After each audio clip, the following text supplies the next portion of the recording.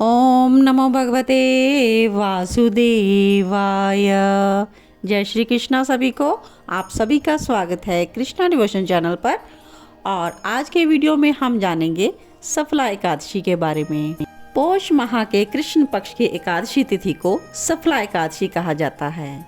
सभी एकादशियाँ नारायण के समान ही फल देने का सामर्थ्य रखती हैं। इसलिए एकादशी तिथि को भगवान विष्णु की पूरे विधि विधान के साथ पूजा अर्चना करने से व्यक्ति को जीवन में सुख, समृद्धि और सौभाग्य की प्राप्ति होती है और इसके साथ साथ नारायण श्री हरि की भक्ति तो मिलती ही है। आइए सफला एकादशी का महत्व भी जान लेते हैं। सफला एकादशी अपने नाम के अनुसार ही भक्तों के सभी कार्यों को सफल और पूर्ण करने वाली है। हजारों वर्षों तक तपस्या करने से जिस पुण्य फल की प्राप्ति होती है वह पुण्य भक्ति पूर्वक रात्रि जागरण करके सफल एकादशी का व्रत करने से मिल जाती है। सफला एकादशी के बारे में कहा जाता है कि जो इस दिन व्रत रखते हैं उस प्राणी के सारे दुख समाप्त हो जाते हैं और सोया हुआ भाग्य खुल जाता है। इस एकादशी का व्रत रखने से मनुष्य की समस्त मनोकामनाएं पूरी होती हैं। आइए पूजा विधि भी जान लेते हैं। इस दिन आप भगवान विष्णु जी का पंच अमृत से स्नान कराएं। वस्त्र, चंदन, जनेऊ, गंध, अक्षत, पुष्प, धूप, दीप, नैवेद्य, ऋतुफल, पान, नारियल आदि अर्पित करें और कपूर से उनकी आरती उतारें और उनके समक्ष 12 अक्षर मंत्र का जप करें। 12 अक्षर मंत्र ओम नमो भगवते वासुदेवाय, इस प्रकार आप मंत्र का जप कर सकते हैं। और रात्रि के समय आप जागरण करें और रात्रि को आप विष्णु सहस्त्र नाम का पाठ भी कर सकते हैं और यह पाठ आप दिन के समय भी कर सकते हैं, लेकिन इस दिन आप विष्णु सहस्त्र नाम का पाठ ज़रूर करें। यह बहुत ही उत्तम और फलदायी माना जाता है। तो आइए सफला एकादशी की कथा हम भक्त वत्सल भगवान श्री कृष्ण के मुखारविंद से ही श्रवण कर लेते हैं। भक्त वत्सल भगवान श्री कृष्ण धर्मराज से कहने लगे, मैं तुम्हारे स्नेह के कारण तुमसे कहता हूँ कि एकादशी व्रत के अतिरिक्त मैं अधिक से अधिक दक्षिणा पाने वाले यज्ञ से भी प्रसन्न नहीं होता हूँ।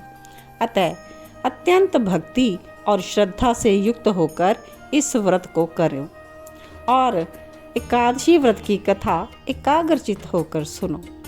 सफला एकादशी व्रत की कथा। चंपावती नगरी में महिष्वान नाम का एक राजा राज्य करता था। उसके 4 पुत्र थे। उन सब में लुम्पक नाम का बड़ा राजपुत्र महापापी था। वह पापी सदा पर स्त्री और वैश्यगमन और दूसरे बुरे कामों में अपने पिता का धन नष्ट किया करता था और सदा ही वैष्णवों की निंदा किया करता था।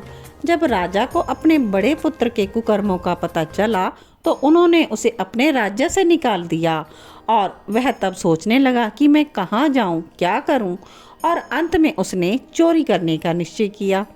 दिन में वह वन में रहता और रात्रि को अपने पिता की नगरी में चोरी करता और प्रजा को तंग करने, मारने, कुकर्म करता। कुछ समय पश्चात सारी नगरी भयभीत हो गई और वह वन में रहकर पशु आदि को मारकर भी खाता था। नागरिक और राज्य के कर्मचारी उसे पकड़ लेते किंतु राजा के भय से छोड़ भी देते थे। लुम्पक जिस वन में रहता था वहाँ एक अति प्राचीन विशाल पीपल का वृक्ष था। लोग उस वृक्ष की पूजा किया करते थे। इसी वृक्ष के नीचे महापापी लुम्पक रहा करता था।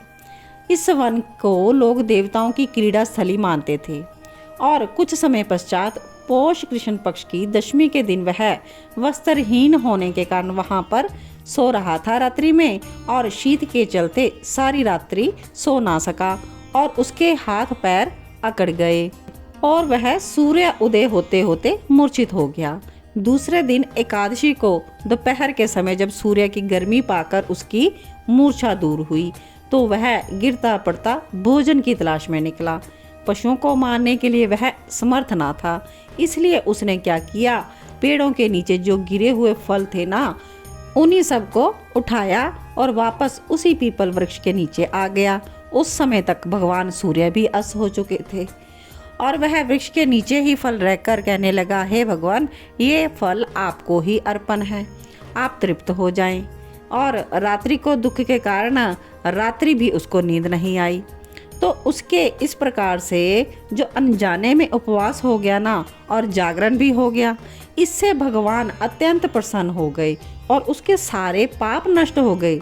दूसरे दिन प्रातः एक अति सुंदर घोड़ा अनेक सुंदर वस्तुओं से सजा हुआ उसके सामने आकर खड़ा हो गया।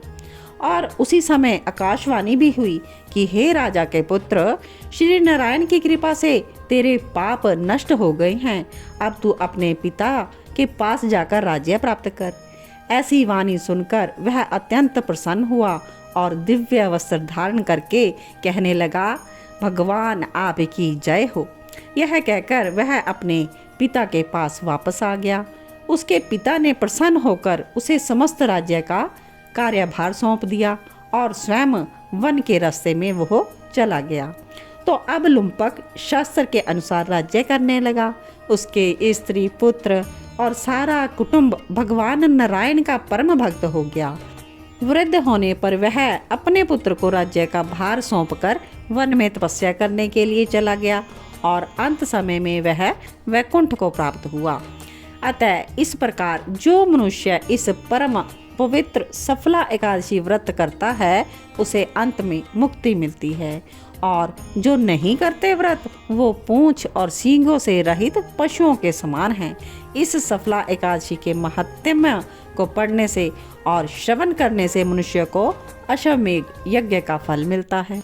तो इस प्रकार से हमने बहुत ही सुंदर एकादशी व्रत की कथा को श्रवण किया और हमने जाना कि अगर कोई मनुष्य अनजाने में भी इस व्रत को कर लेता है और रात्रि को जागरण करता है तो श्री हरि नारायण बहुत ही प्रसन्न होते हैं। और यदि हम श्रद्धा से युक्त होकर अत्यंत ही विश्वास लिए हुए और भक्ति पूर्ण भगवान नारायण का इस व्रत को करते हैं और द्वादशी के दिन पारण करते हैं तो श्री हरि नारायण कितने प्रसन्न होंगे और भक्तों में भक्ति भाव और भी अधिक होंगे। वैसे तो भक्तों की कोई भी कामना नहीं होती, भगवान के भक्त कामना रहित तो पहले ही हो चुके होते हैं, लेकिन नारायण भगवान की दर्शनों की अभिलाषा उन्हें हमेशा ही रहती है। तो हमें श्री हरि नारायण को पाने के लिए, उनके धाम में निवास करने के लिए भक्ति युक्त होकर इस व्रत को ज़रूर करना है। आशा करती हूँ आज के इस व्रत की कथा से आपको बहुत लाभ हुआ होगा और आप इस सफला एकादशी व्रत को ज़रूर करेंगे और द्वादशी के दिन इसका पारण भी सही समय पर करेंगे। तो आप सभी की सफला एकादशी सफल हो, ऐसी सबके लिए मेरी शुभ मंगल कामनाएं। आप सभी को जय श्री कृष्णा। ओम नमो भगवते वासुदेवाय।